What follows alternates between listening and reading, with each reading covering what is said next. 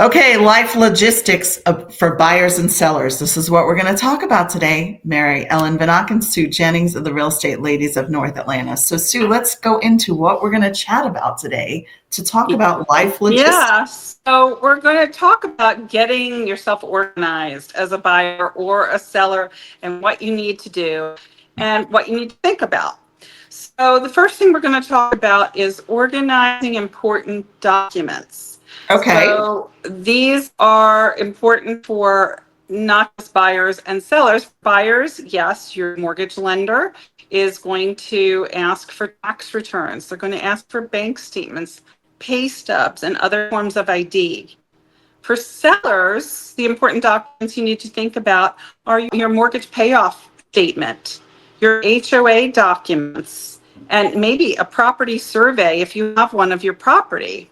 Or warranties too, like you have Right, warranties on warranties. certain appliances, warranties on certain things around the house, Right, all the paperwork that you have. And yes, it can be electronic because we do like electronic because it's right, going to have to be scanned and sent to us anyway. So right, electronic is always good. But if you're old school, you might have a folder, right? You go into those houses and people have folders full of things, but nowadays it might just be in a zip file where they just send it to you. So whichever way you decide to, take care of your documents, it's just important to have them instead of right. us going like, okay, what are the, where's the termite letter and termite, especially termite letters and termite bonds here in Georgia are so important. So make sure you have all that stuff ready to go. But before we even meet with you, we're going to give you that list of the things that you need to send to us. And Right. also, if you've done a lot of upgrades to your house, just write a little Word documents and send that to us. And people do spreadsheets on how much they spent on it. No, we don't need to know exactly what you spent on it. What we just need to know is the upgrades that you've done in the house. Right. And as far as maintenance, keep a copy of the most recent HVAC servicing for your home. That's something that a buyer is going to want to know when the unit or units at your home were serviced most recently and if there were any issues. Also, if you have any manuals for how either your HVAC or any of your appliances operate, put those in a separate, little Rubbermaid box or something so that you can leave that for the buyer of your home. Yeah. I mean, okay, Mhm. so I think we've killed the documents. It's important to have documents. It's important to have things.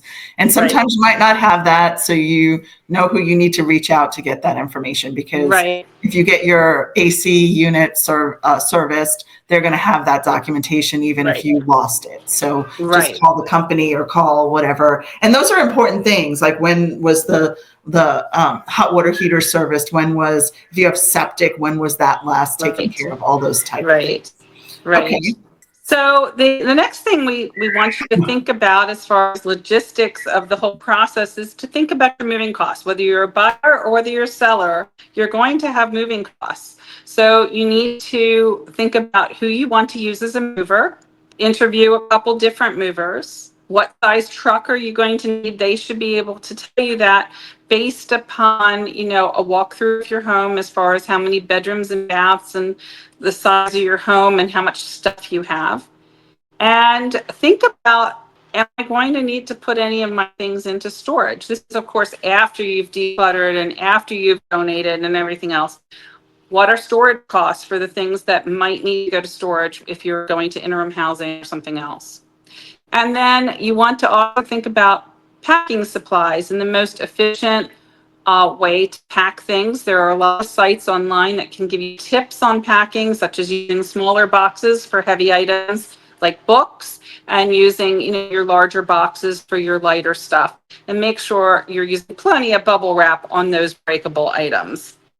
The next thing you want to think about as far as moving costs is any type of utility transfer fees or setup fees associated with, cable or internet or your gas company, any other types of utilities that might be servicing your current property as well as the property that you're moving to.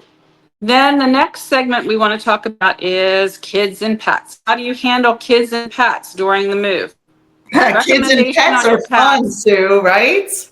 Kids and Mhm. pets are so much fun. Yeah, so my recommendation on pets is send them to daycare or send them to a friend's Camp, house to Camp stay for a Bow day or Wow. two while you move. Camp Bow Wow is a good place. Yes, Camp Wow. So there are plenty of places in the area where you can board your pet overnight if need be, but your pets are just going to be really upset if they see their favorite chair leave the room and get put onto a truck. And plus, you don't want them running out the door and getting lost in the whole process. So plan ahead for your pets as to how to take care of them best. Then also, if you've got children and they're in schools, you want to know what documents the new schools are going to need. For instance, here in Georgia, we do need to submit immunization forms to the school to get your child into a school. So if you're moving from out of state, say Pennsylvania, where I moved from, when I registered my children in school here in Georgia, I had to provide all of their information records on Georgia state forms. And I was given information to go to the federal office that was over North Point Parkway in Alpharetta. That was a bad piece of advice. What I didn't know at that time was that you could go to one of these, urgent care places, and they would do it much more easily for me and a lot quicker instead of making me sit over there for 7 hours waiting to get the form filled out. But anyway, we want you to get your children involved right away. So research extracurricular activities and sports programs that your children have been participating in their current schools. So for instance, again, my daughter was very involved in softball. So I immediately found her a softball program here in Georgia so that she could immediately make friends and stay in her routine and stay at her comfort level. And that made a great transition for her. It made it so much easier for the whole family too.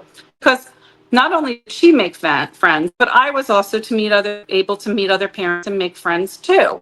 Also, make sure as you're updating things and getting your kids settled and all, update their records, update your pet's records. Like if you have your pet microchipped, make sure you let your microchip company know that you've moved and you've got a new address. And then also, if you need recommendations for local vets, ask the person that you're the seller of the home that you're buying, for instance, who they use as a vet. They might have a great recommendation. Also, your real estate agent probably has a pet, as most people in Georgia do have pets. Lots of dogs here. We can all make recommendations and get your vet's records from your current vet transferred to your new vet. And getting back to what I was saying about changing your address on your pet's microchip, that goes into things called digital decluttering. So you want to cancel or change the address on subscriptions. You want to make sure your mail is being forwarded. You want to update your driver's license. You want to update your voter's registration. Fortunately, you can go on USPS.com and change your address pretty easily. And that takes care of a lot of it, but it doesn't take care of 100% of it. So you need to watch very carefully the month that you're moving, that things are getting forwarded and that your credit card addresses and so forth are getting updated appropriately. So lifestyle planning is the next segment. And we want you to think about what your life is going to be like for the next 5 to 10 years as you leave this home and move into a new home. And, what type of work you're going to be doing, what type of family growth you're planning for, or whether you're planning for retirement. So we want you to choose a home over the next few months as you're think about your life going forward over the next 5 to years as what type of home you really are going to need. Do you need to have master on the main, for instance, because of potential mobility issues going forward? Do you need to make sure you're in a great school district because you're planning on having a family? Or do you need a yard because you're planning on getting some pets or having children? So these are all things that you need to know and think about as you're putting your list together of what your needs are going to be or your wants in your new home. So talk to your realtor, talk to them early on, and get a professional opinion on the value of the home that you're going to be selling, a selling strategy put into place, look at comps in particular and know how your home is similar or different from those comps in terms of upgrades your home has. Perhaps your home has a basement. Those comps were maybe on slabs. So maybe those aren't the best comps for you to be looking at. Maybe you should be comparing basement to basement homes, finished basements to finished basements. Get into the details and really get to know the value of your home. You can have your home appraised by a professional appraiser if that's something you like to do. I find that your realtors know the market, know the homes in your neighborhood very well, and can often give you a very, very comparable price on your home to what an appraiser would give you. So you don't necessarily need to spend the money on an appraiser. But buyers, learn what neighborhoods you want to live in, drive them, also understand your financials and your budgets and what type of lifestyle you're looking for. Build a timeline, put all these things together. It's complicated, I know, but you also need to look at the market and the timing of the market as you're hitting it. Know where market shifts are, what neighborhoods are hot and what neighborhoods are not. Know what shifts as far as pricing with the seasons. For instance, the spring is the most competitive time of the year to sell a home or to buy a home. Things move very quickly in the spring, but the fall is a great time to buy and sell as well. It's not as competitive, so maybe that's a better time for you to buy or sell. Buyers, look for opportunities in the slower months, and sellers, maybe look for opportunities in the months that are not quite as competitive. Yeah, it's so true. I mean, if you look at everything and you know, timing it's all about timing, but you know, certain things happen in people's lives that they have to move quickly. They get a promotion, something happens, they get married, they have kids or whatever they need, you know. So we're always here to guide you in the right direction. There is no bad time to sell a house. There is no, you know, it could be any time of the year. So like in our market, in the Atlanta market, people are buying and selling every single month. It's not like we have snow and, you know, some people have a spring market. Yes, our spring market's pretty strong, but also we do sell a lot of houses at the end of the year, in December, in January, February, every month of the year. So we're here to guide you, and hopefully the information we have given you will help you make it smoother transaction and a smoother deal of preparing, right? Right. So, Right. I'd like to invite all of our listeners to contact us and have a conversation with us. You know, it's a no pressure consultation. You know, even if you're 12 months away from making a change, there's just a wealth of information that we can provide to you to help you through the process and make it as easy as possible, stress-free, and organized so that you get to, you know, close on your new home at the appropriate time. yes. So thanks for tuning in. Like I said, we're here. We'd love to have a consultation. We have so many people that say, hey, could you just come over to our house and tell us what we need to get done to get it on the market? Right. So we're really good with suggestions on that too as well. So we're always here to give you referrals of vendors and people that can help you get those repairs done before you list a property. So, right. And even when you move in a property and you want to do things, we have vendors too that can help you if you want to repaint and new flooring and things like that. We have great vendors that can help you out in that. So we're always here for you, giving you education, giving you information, and coming from contribution and giving you that information. So thanks for tuning in and have a great day.